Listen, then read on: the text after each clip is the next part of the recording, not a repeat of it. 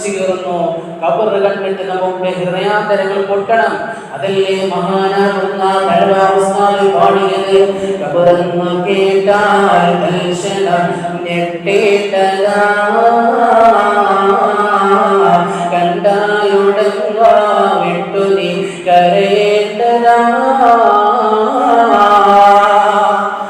ഖബർ കാണുമ്പോൾ ഞെട്ടണം, കരയണം. എനിക്കും നിങ്ങൾക്കും കരയാൻ സാധ്യമാണോ? എന്തേ നമ്മുടെ ഹൃദയാന്തരങ്ങളിലതെ അവിടെ നിന്ന് കരച്ചിൽ വരാത്തത്? നമുക്ക് ഖബറിനെ പറ്റി അറിയാത്തത് കൊണ്ടാ. എന്നാൽ മുത്തുനബി പറയുന്നു, എല്ലാ ദിവസവും ഉണ്ടല്ലോ 5 കാര്യങ്ങൾ ഖബർ എന്നോടും നിങ്ങളോടും പറയുമെന്നാ. ഇന്ന ഖബർ യുനാദി കുല്ല യൗമിൻ 5 മർറ. ഖബർ എല്ലാ ദിവസവും വിളിച്ചു പറയുന്ന ഒരു 5 കാര്യമുണ്ട്. എന്താണെന്നറിയുമോ? മുത്തുനബി പറയുകയാ, അന ബൈതു വഹദാ, ഞാൻ ഏകാന്തതയുടെ വീടാണ്, ഞാൻ ഏകാന്തതയുടെ വീടാണ്. അതുകൊണ്ട് ചിന്തിക്കണേ പൂഴനാടുള്ള ഉപ്പമാരെ, ചിന്തിക്കണേ സഹോദരങ്ങളെ. എന്നോടും നിങ്ങളോടും ഈ ഖബർ വിളിച്ചു പറയുന്ന ഒന്നാമത്തെ കാര്യം, ഞാൻ അതേ ഏകാന്തതയുടെ വീടാണ്. നിങ്ങളതേ വീടിന്റെ അകത്ത് ഉറങ്ങുമ്പോൾ നിങ്ങളുടെ കൂടെ കിടക്കാൻ ഭാര്യയുണ്ട്, ഇല്ലെങ്കിൽ നിങ്ങളുടെ വീടിൻ്റെതായ റൂമുകളിൽ നിങ്ങളുടെ മക്കളുണ്ട്, നിങ്ങളുടെ കുടുംബക്കാരുണ്ട്, ഇല്ലെങ്കിൽ നിങ്ങളുടെ അയൽവാസികളുണ്ട്. എന്നാൽ ഈ വീട്ടിലേക്ക് നിങ്ങൾ മരിച്ചതേ പൂഴനാട് പള്ളിയിൽ കൊണ്ടുവന്ന് നിസ്കരിച്ച് നിങ്ങളെ ഖബറടക്കിയതിനു ശേഷം ഈ വീട്ടിലേക്ക് ആരുമില്ല, നിങ്ങൾ ഒറ്റയ്ക്കാണ് കിടക്കേണ്ടത്. അതുകൊണ്ട് നിങ്ങളതേ ഈ ഖബറിന്റെ അകത്തേക്ക് വരുമ്പോ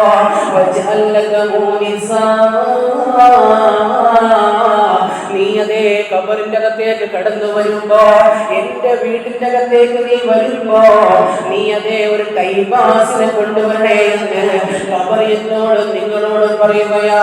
എന്താ ടൈം പാസ് എന്നറിയുമോ? ഖബർ തന്നെ എന്നോട് നിങ്ങളോട് പറയുന്നു,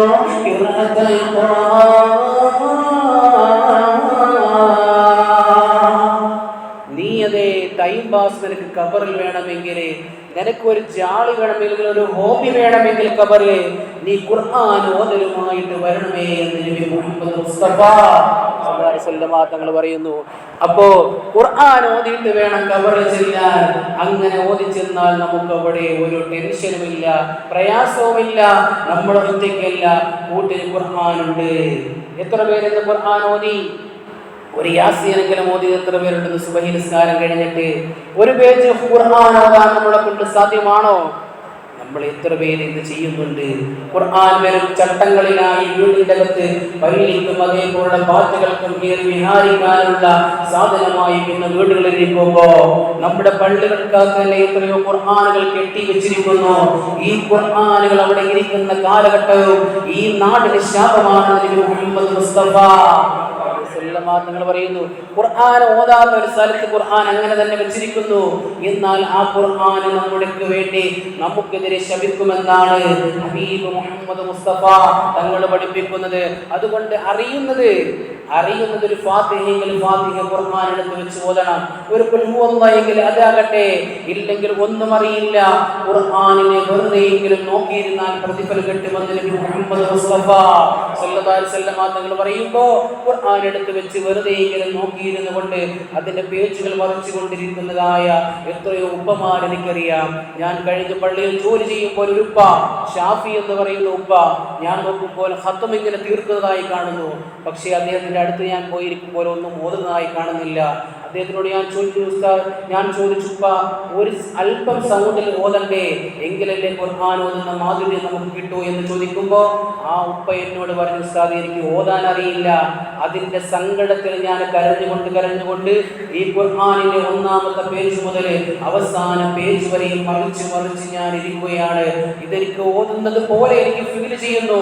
ഓരോ സൂറത്തുകൾ ഇങ്ങനെ മറിക്കുമ്പോൾ ഖബറിൻ്റെതായ സ്ഥലത്തിനെ പറ്റി ഓർക്കുന്നു, നരകത്തിനെ പറ്റി ഓർക്കുന്നു, സ്വർഗത്തിനെ പറ്റി ഓർക്കുന്നു എന്ന് പറഞ്ഞുകൊണ്ട് ആ ഉപ്പ ഖുർആൻ എടുത്ത് വെച്ച് കരയുന്നതായി കാണുമ്പോൾ നമുക്ക് എത്രമാത്രമാണ് ഖുർആനുമായി ബന്ധം. പോകട്ടെ, രണ്ടാമതായി ഖബറിൽ എന്നോട് നിങ്ങളോട് പറയുകയാ. അതുകൊണ്ട് ഉപ്പമാരെ, ഉമ്മമാരെ, സഹോദരങ്ങളെ, നമ്മുടെ ജീവിതത്തിൽ എല്ലാ ദിവസവും ഖുർആനിലെ ഒരു പേജെങ്കിലും ഓതാൻ നമ്മൾ കിടന്നുറങ്ങില്ലേ? ഖുർആനിന്റെ ഒരു പേജെങ്കിലും ഓതാതെ ഇല്ലെങ്കിൽ എടുത്തു വെച്ച് നോക്കാതെ ഞാനും നിങ്ങളും ഉറങ്ങാൻ പാടില്ല. അല്ലാഹു തൗഫീഖ് നൽകട്ടെ. രണ്ടാമതായി ഖബർ എന്നോട് നിങ്ങളോട് പറയുന്ന കാര്യം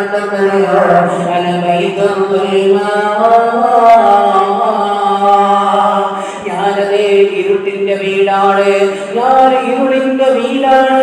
എന്റെ വീടുണ്ടല്ലോ ഇരുളിന്റെ വീടാ. ആ വീട്ടിലതേ ലൈറ്റില്ല, പ്രകാശമില്ല. ഇന്നതേ നമ്മുടെ വീടുകളും പള്ളികളും പരിശോധിച്ചു നോക്കിയേ. അലങ്കാരങ്ങൾ കൊണ്ടതേ മനോഹരമായിരിക്കുന്ന വീടുകളിലെ എത്രയോ വാഗ്ലൈറ്റിന്റെ ഉള്ളിലാണ് ഞാനും നിങ്ങളും വീടിന്റെ അകത്ത് ഉറങ്ങുന്നതെങ്കിൽ, എത്രയോ ഡിസൈനുകളുടെ ഉള്ളിലാണ് കിടന്നുറങ്ങുന്നതെങ്കിൽ, അതേ ഞാനും നിങ്ങളും പോയി കിടക്കേണ്ട ഈ ഖബർസ്ഥാനിൽ എനിക്കും നിങ്ങൾക്കതേ ഒരു തരി വെളിച്ചമില്ല. ആ വെളിച്ചമില്ലാത്ത ഖബറിൽ ഞാൻ നിങ്ങളെ കിടക്കുമ്പോ ആ ഖബറിന്റെ അകത്ത് പ്രകാശം വേണോ? ആ ഖബറിന്റെ അകത്ത് നിങ്ങൾക്കതേ സന്തോഷം വേണോ? അതേ പരിശുദ്ധമാകുന്ന ഹബീബ് പറയുന്നു,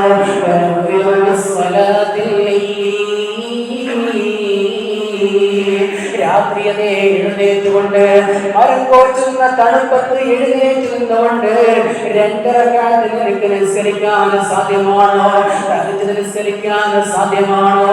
രാത്രി സമയങ്ങൾ ആരും കാണാതെ കിടന്നുറങ്ങുമ്പോ, എല്ലാവരും കിടന്നുറങ്ങുമ്പോ, ഉടച്ചോടി കിടന്നുറങ്ങുമ്പോ ഒളു ചെയ്തുകൊണ്ട് റബ്ബിന്റെ മുന്നിലേക്ക് മുസല്ല വിരിച്ചുകൊണ്ട് അവിടെ 2 റക്അത്ത് നിസ്കരിച്ചാൽ അത് ഖബറിൽ നിനക്ക് വെളിച്ചമാണ്. നബി മുഹമ്മദ് മുസ്തഫ സർവ്വരേ ആലം സർക്കാരെ മുജസ്സം താജുദാരേ മദീന നബി മുഹമ്മദ് മുസ്തഫ.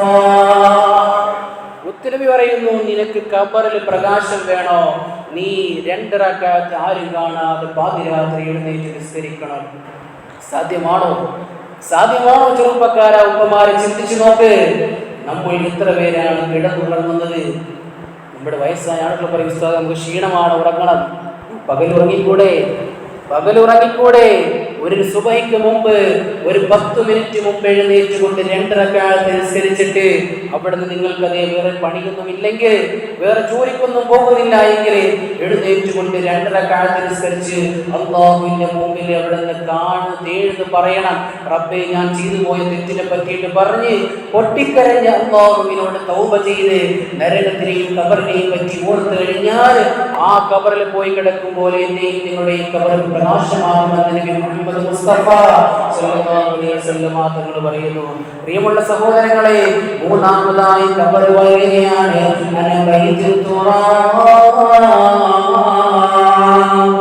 ഞാനും മണ്ണിന്റെ വീടാണ്, മണ്ണിന്റെ വീടാ. ഞാനും നിങ്ങളും കിടന്നുറങ്ങുന്നതായ വീട് പരിശോധിച്ചു നോക്കിയേ. അതേ എത്രമാത്രം നല്ല ബെഡുകളിലാണ് കിടന്നുറങ്ങുന്നത്, എത്രമാത്രം നല്ല സുഖസൗകര്യങ്ങളിൽ കട്ടിലാണ് ഉറങ്ങുന്നത്. എന്നാൽ ഖബറിന്റെ അകത്ത് എനിക്കും നിങ്ങൾക്കും ഉറങ്ങാൻ വെച്ചിരിക്കുന്നത് വെറും മണ്ണാ. ഞാനും നിങ്ങളും ഉറങ്ങാൻ വേണ്ടി ഖബറിൽ പോകുമ്പോ ആ ഖബർ വെറും മണ്ണാണ്. അവിടെ പുഴുക്കളുണ്ട്, ചിതലുകളുണ്ട്, പാമ്പുകളുണ്ട്, തേളുകളുണ്ട്. അല്ലാഹു കാത്തുരക്ഷിക്കുമാറാകട്ടെ. ആ ഖബർ എന്നോട് നിങ്ങളോട് പറയുന്നു,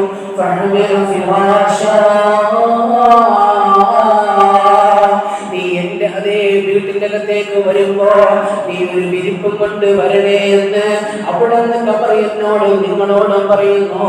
എന്താ വിരിപ്പെന്ന് അറിയുമോ?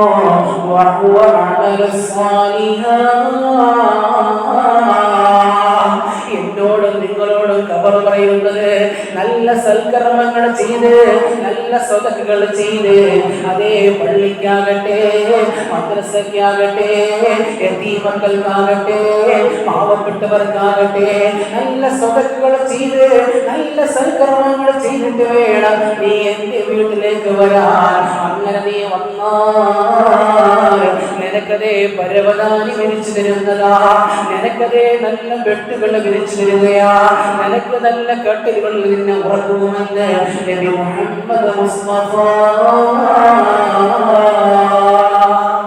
സല്ലല്ലാഹു അലൈഹി വസല്ലം തങ്ങൾ പറയുന്നു.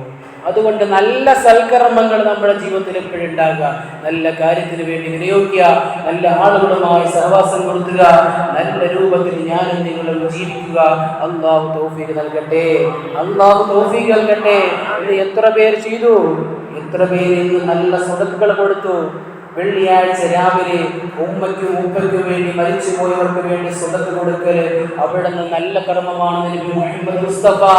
ഓരോ കബറാളികളും അവിടുന്ന് ആഗ്രഹിക്കുകയാണ്, അല്ലാഹുവേ എൻ്റെ മക്കളെ എനിക്ക് വേണ്ടി സ്വതക്ക ചെയ്തിരുന്നുവെങ്കിൽ അവർക്ക് വേണ്ടി ഞാൻ ചെറുപ്പകാലത്ത് എത്ര മാത്രമാണ് ഞാൻ സമ്പത്ത് ചെലവഴിച്ചത്. ഇന്നവൻ ആരോഗ്യമുണ്ട്, സമ്പത്തുണ്ട്, അവൻ എൻ്റെ പേരിൽ ഒരു സ്വതക്ക കൊടുത്തിരുന്നുവെങ്കിൽ അവിടുന്ന് ഓരോ കബറാളികളും ചിന്തിക്കുമെന്ന് നബി മുഹമ്മദ് മുസ്തഫ സല്ലല്ലാഹു അലൈഹി വസല്ലം തങ്ങൾ പറയുമ്പോൾ, നമുക്ക് ഉപ്പയുടെ പേരില്, ഉമ്മയുടെ പേരില്, നമ്മുടെ വളർത്തിയ വലുതാക്കിയ ആളുകൾക്ക് പേരില്, ഇല്ലെങ്കിൽ വേണ്ട സ്വന്തം നഫ്സിന് വേണ്ടിയിട്ടെങ്കിലും ഒരു സ്വതക്ക കൊടുക്കാൻ സാധ്യമാണോ? അല്ലാഹു തൗഫീഖ് നൽകി അനുഗ്രഹിക്കുമാറാകട്ടെ. പ്രിയമുള്ള സഹോദരങ്ങളെ, വീണ്ടും ഖബർ അവിടുത്തെ നാലാമതായി വിളിച്ചു പറയുകയാ. ഖബർ വിളിച്ചു പറയുന്ന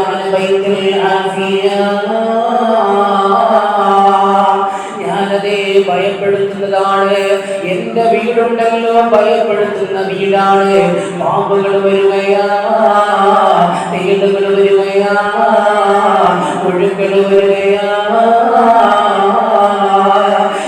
നിങ്ങൾ നല്ല മനുഷ്യന്മാരല്ലെങ്കിൽ ഖബർ വല്ലാതെ ഞെരുക്കുമെന്ന ഖബറിന്റെ ഞെരുക്കത്തിൽ നിന്ന് ഒരൊറ്റ മനുഷ്യൻ പോലെ രക്ഷപ്പെട്ടില്ല എന്ന് നബി മുഹമ്മദ് മുസ്തഫ സല്ലല്ലാഹു അലൈഹി വസല്ലം തങ്ങൾ പറയുമ്പോൾ, ആ ഖബർ വല്ലാതെ ഭയപ്പെടുത്തുന്നതാണെന്ന് തങ്ങൾ പറയുകയാ.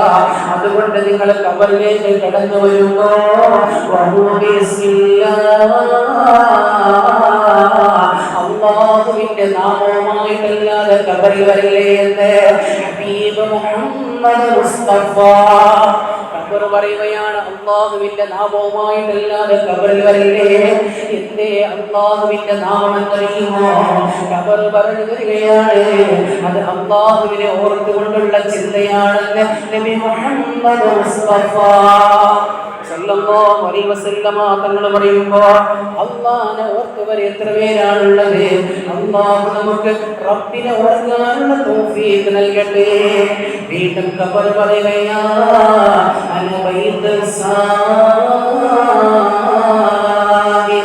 ഞാൻ ചോദ്യോത്തരങ്ങളുടെ വീടാണ്, ഞാൻ ചോദ്യങ്ങൾ ചോദിക്കുന്ന വീടാണ്. അതുകൊണ്ട് നീ എന്റെ വീട്ടിലേക്ക് വരുമ്പോ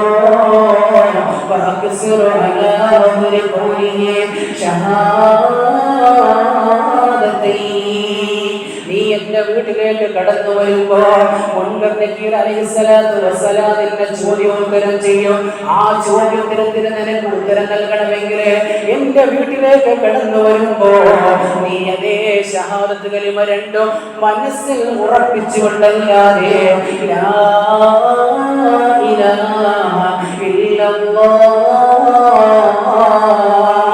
എന്നുള്ള അല്ലാഹുവിന്റേതായ വചനത്തിനെ അശ്ഹദു അല്ലാ ഇലാഹ ഇല്ലല്ലാഹ് വഅശ്ഹദു അന്ന മുഹമ്മദർ റസൂലുള്ളാഹ് എന്നുള്ള രണ്ട് ഷഹാദത്ത് കലിമ ഉറപ്പിക്കാതെ നീ ഖബറിലേക്ക് കടന്നു വരില്ലേ എന്ന് ഖബർ എന്നോട് നിങ്ങളോട് എല്ലാ ദിവസവും വിളിച്ചു പറയുമെന്ന് നബി മുഹമ്മദ് മുസ്തഫ മദീനയുടെ രാജകുമാരൻ ഹബീബ് മുഹമ്മദ് മുസ്തഫ സല്ലല്ലാഹു അലൈഹി വസല്ലം തങ്ങൾ പറഞ്ഞിട്ട് നിർത്തുകയാ.